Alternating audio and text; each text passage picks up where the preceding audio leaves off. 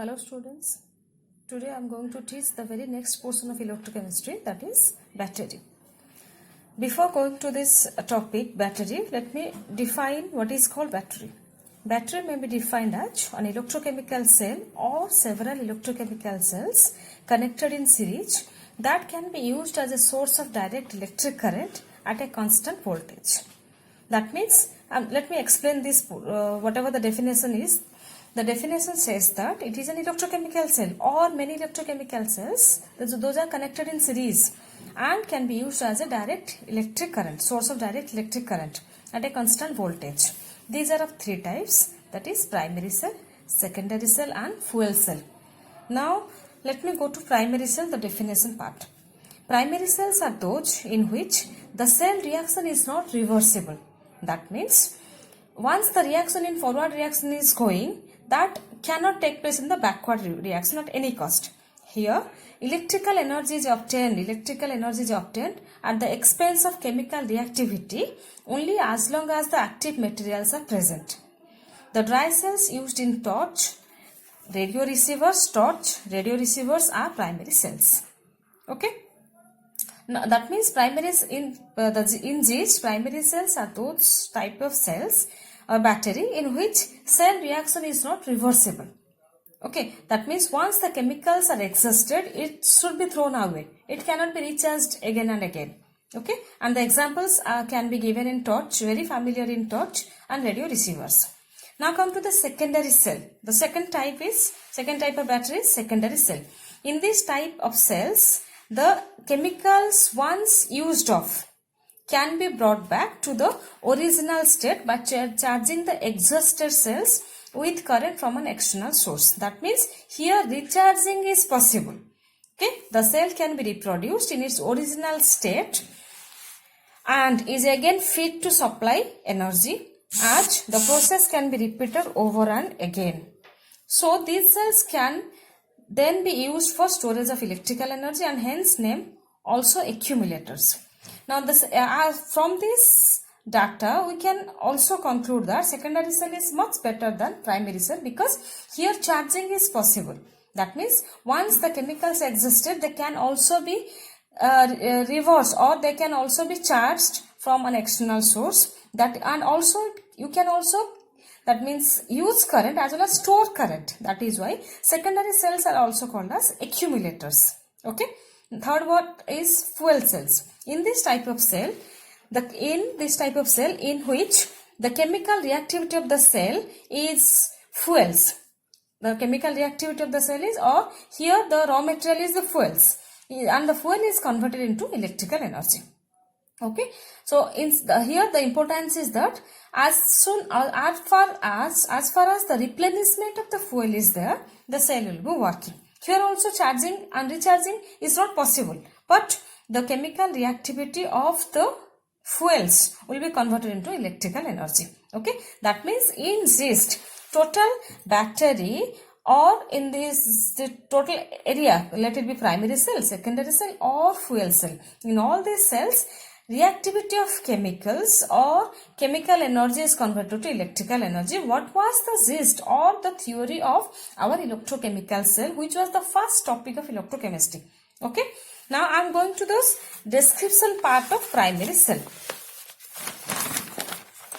Now for the description part, let me show you.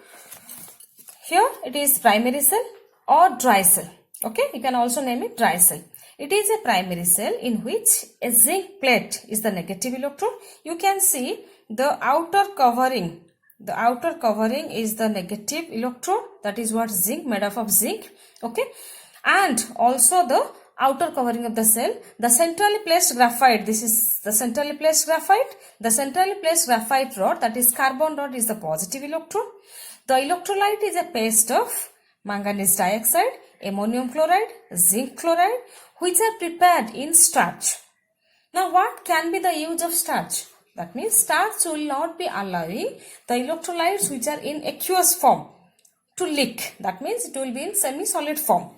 The space between the centrally placed carbon rod and the zinc covering is filled with the paste of electrolyte. You can very clearly see, it is very clearly seen that this is outer covering, the negative electrode, this is the positive electrode, and inside it is filled with this electrolytes, that is paste of electrolytes, which are the paste of manganese dioxide, ammonium chloride and zinc chloride, okay, which is prepared in starch. Last portion of this construction area. Dry cell is a primary cell because the various reactions involved cannot be reversed by passing electric current back through the cell. That is what in the first stanza I had given the clarity. It's a primary cell. A dry cell is a primary cell in which recharging is not possible. The paste of ammonium chloride, manganese dioxide and powdered carbon are separated from zinc by a hard cardboard. The wall of the cell is zinc. Here you can observe this is a hard cardboard which is separating this electrolyte, okay, from zinc. This outer covering and this electrolytes are separated by a hard cardboard. Okay. Now I am going to the very next portion of this, the entire reaction part. These are the construction area we have gone through. The redox reaction occurring in the dry cell can be written as anode. Zinc is converted to, at anode, zinc is converted to zinc 2 plus 2 electron minus. That means oxidation reaction is going on at zinc electron.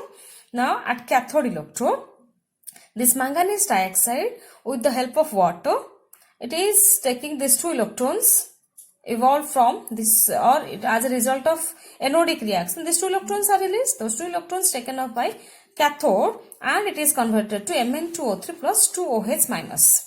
Okay. Now the net cell reaction after cancellation of these 2 electrons can be zinc plus 2 manganese dioxide plus water is giving zinc 2 plus Mn2O3 plus 2OH minus ion. Now here this is net reaction or the redox reaction is a little bit complex. This redox reaction is quite complex, that is, it involves the reduction of MnO2 to a series of compounds having manganese, the change of oxidation state from +4 to +3. Now here you can observe, here it is in +4, here it is in +3 in manganese, okay, and it undergoes the change of oxidation state from +4 to +3. Immediately after this redox reaction occurring, immediately secondary reactions occur to consume the OH minus ion and Zn2 plus ions by reacting with ammonium chloride. That means after this redox reaction, again immediately secondary reaction is occurring to consume this Zn2 plus ions and this OH minus ions whatever evolved. Okay. That means an acid base reaction between OH minus ion and NH4 plus ion takes place to form ammonia. Okay, here ammonium chloride, you know that this is acidic in nature. This OH minus is basic in nature, that is acid and base reaction takes place to form ammonia and chloride ions. Okay, and this formation of this is interrupting the current flow. Okay, that means now Zn2 plus ions whatever formed, chloride ions and ammonia ion, they react to give a complex. The name of this complex, it's a complex compound. You will be knowing the name of the various complexes in your very next chapters, that is coordination chemistry. And here it is hexaimine zinc 2 chloride. It's a complex and formation of this complex is interrupting to the flow of current. That is why primary cell is not regarded as a improved type of cell, because here charging is not possible. The exhausted dry cells cannot be brought back to the original state as the 2 reactions are not reversible. These 2 reactions are not reversible. That is why it is not a advantage. Dry cell is having its own disadvantage. Okay. Next, dry cell gives a constant voltage of about 1.5 volt and it has 2 disadvantages. That is, when current is drawn rapidly from it, products build up on the electrodes, thereby causing drop in voltage. This is what the first drawback. And the second drawback of this cell is that the electrolytic medium is acidic. From where this acidic medium is coming? I hope you are getting it. Ammonium chloride is the acidic medium. Okay, so zinc metal dissolves slowly with the contact of ammonium chloride. Now zinc is dissolving, so the cell run down slowly even if it is not in use. You may be facing question like, why primary cell even if it is a new one, is to be thrown away even after it is not in use. And this is what the answer. Because the electrolytic medium is ammonium chloride, which is acidic in nature, and zinc metal dissolves or corrodes. So the cell run down slowly even if it is not in. And you must have observed this in your very familiar life. Even if inside your cupboard a new brand dry cell or torch battery is there, you have not used, and after 1 or 2 months, if you see that is having some problem, that means some black mass is coming out from it and it is to be thrown away. That is what you must have faced that one. And the uses of primary cell is transistor, radio and calculators. In these instruments we are using this primary cell. Now the second one is what is alkaline battery? It is an improved type of dry cell in which the outer covering is zinc, but the electrolyte is manganese dioxide, KOH and zinc powder. Have you observed here it is not acidic, this one is basic in nature. That is what known as alkaline battery. And the various reactions in anodic or in anode, zinc plus 2 hydroxyl ion is giving zinc hydroxide plus 2 electron minus.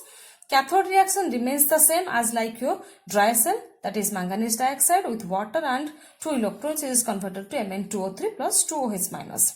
On cancellation of these 2 electrons, now the net cell reaction in alkaline battery is this one. Okay. Now what if you are not going to face any question, my dear students, you are not going to face any question like write a short note on dry cell or write short note on alkaline battery. No, you are going to face the questions why dry cell is becoming dead even after you have not used, or what is the redox reactions that happening in dry cell or primary cell, what is alkaline battery, why alkaline battery are improved in nature. Like these questions you are going to face. Now what are the advantage of this alkaline battery?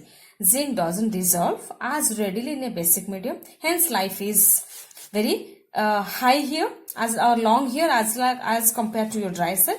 The current is drawn from it. Okay, it maintains better voltage. Okay, as the current is drawn from it. These are the advantages of this alkaline battery. Now in which instrument these are used extensively? These are used in watch, camera. Okay.